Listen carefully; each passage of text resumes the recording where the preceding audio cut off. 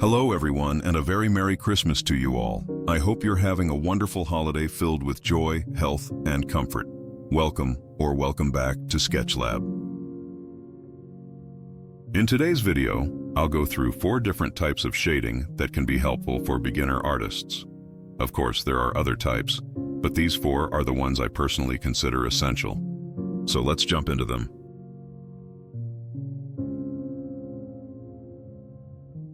The first one, and also the easiest, is a one-layer shadow. In this type, we add a single layer of gray to the subject to create shadow, indicate the light source, and better define the forms and volumes. The intensity of the shadow depends on your choice, but it's generally better to avoid using pure black.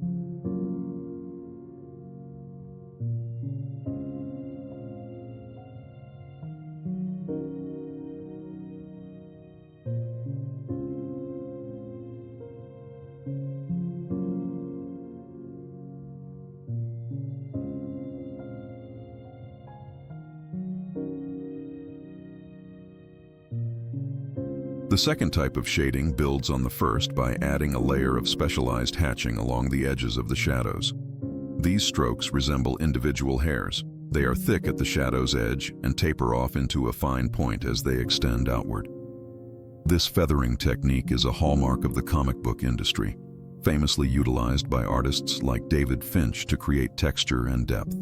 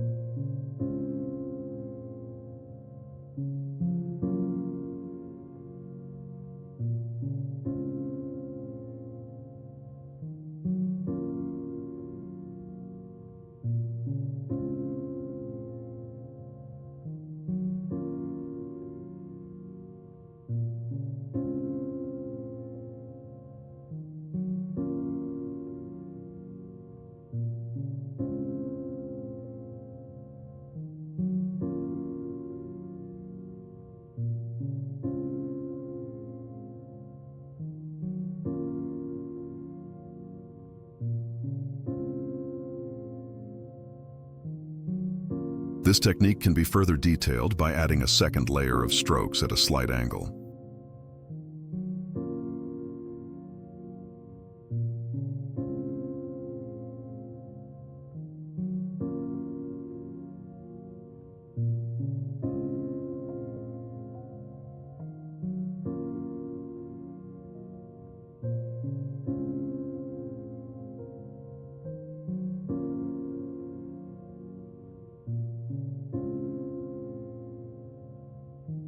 Keep in mind that the direction of these strokes should align with the cross contours of the subject, following the curves and volume of the form to emphasize its three-dimensional shape.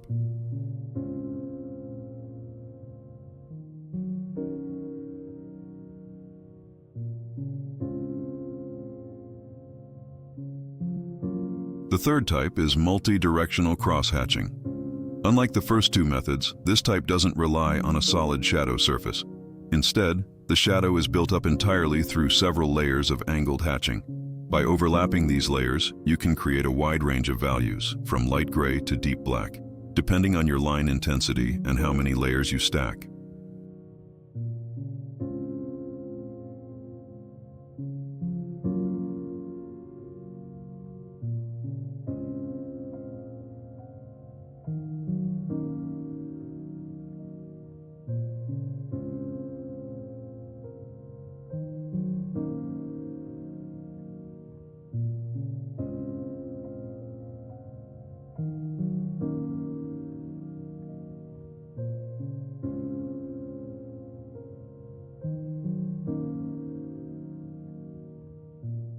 In multi-directional cross-hatching, each layer covers a different surface area. By adding layers, you either expand the surface area or reduce it. This allows you to build a range of values, moving gradually from a subtle, light shadow to a deep, dark one.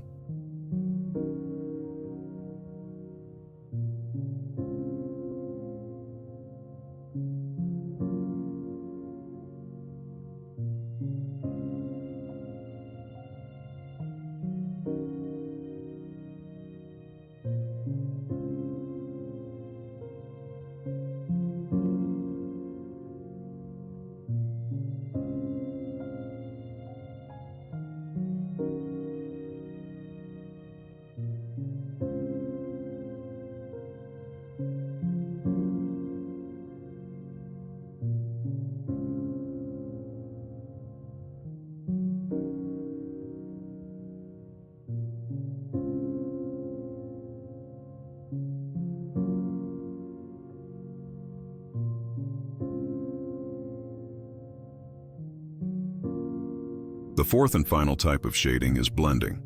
This is the most realistic and natural way of shading because, unlike the previous types, it uses no hatching. Instead, the dark areas transition seamlessly into the light surface, creating a smooth and photographic gradient. I've sped up this portion of the video since my hand was mostly blocking the view, but the process here is simple. I'm gradually building a gradient from black to white by putting layers of soft and light shadows over one another. There is another similar but more advanced method that incorporates reflected light. In that technique, the shadow doesn't get darker all the way to the edge like this one. Instead, it becomes slightly brighter as it reaches the boundary. This happens because light bounces off nearby surfaces in the environment.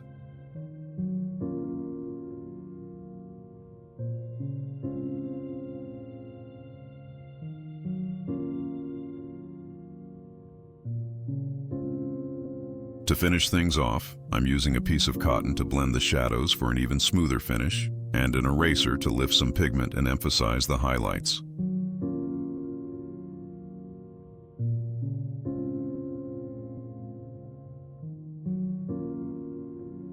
And that was pretty much it. I hope you enjoyed this video and found it helpful, and once again, Merry Christmas to you all.